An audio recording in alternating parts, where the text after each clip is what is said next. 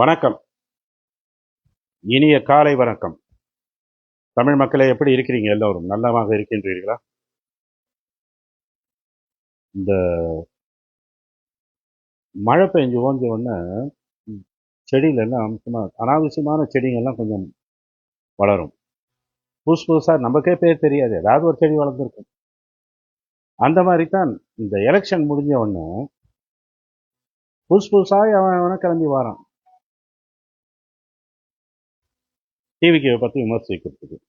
அதில் வந்தவன் தான் இந்த ஜேம்ஸ் வசந்தன். அவன் பேரில் மட்டும்தான் வசந்தம் இருக்கு. அவன்ட லைஃப்லையும் வசந்தம் இல்லை. அடுத்தவன்ட லைஃப்ல வசந்தம் வந்தாலும் அவனுக்கு ஓட்டு.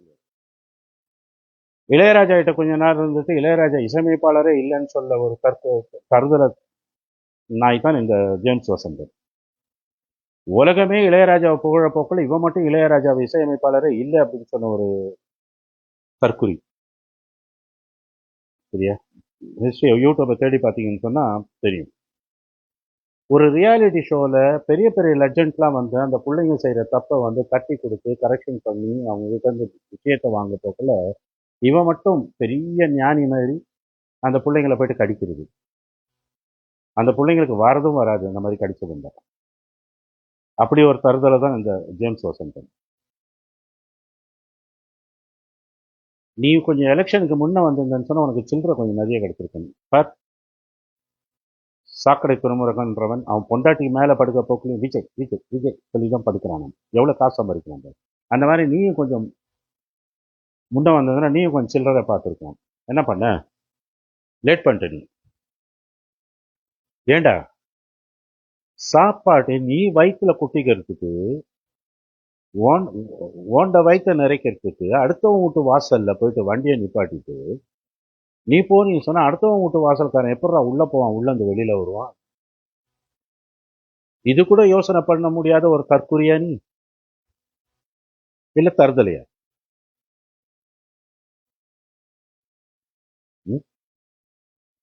இவர் போய் வண்டி நிப்பாட்டினாராம்.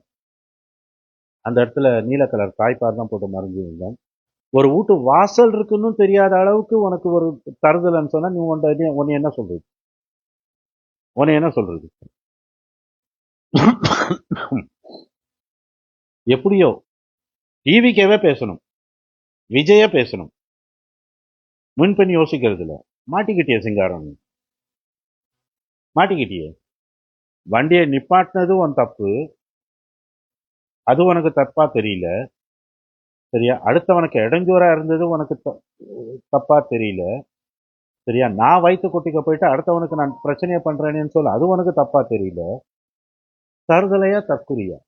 நீ தான் ரெண்டும்.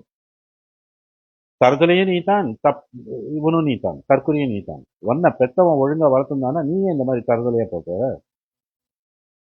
நீயே இந்த மாதிரி தருதலையா போற? 1 நம்பர் தருதலை நீ தான். No doubt about that.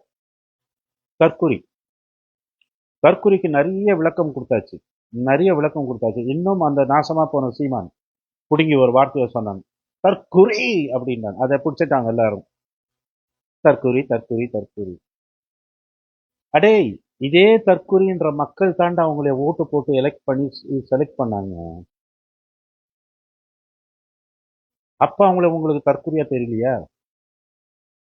இப்ப விஜய்க்கு எல்லாம் சப்போர்ட் பண்ணோன்னு தற்குறி தற்குறி தற்குறி. என்ன மாதிரி நீ பெரிய ஞான சூன்யம் சொல்லி அடுத்தவனை தற்குறி என்ற?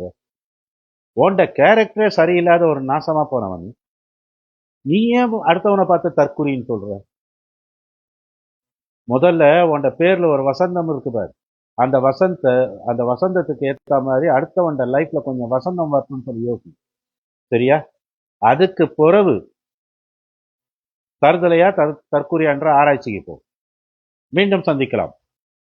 இவங்களோட ஒப்பீனியன் பற்றி நீங்கள் என்ன நினைக்கிறீங்க அப்படிங்கிறத கமெண்ட்டில் சொல்லுங்கள். நன்றி.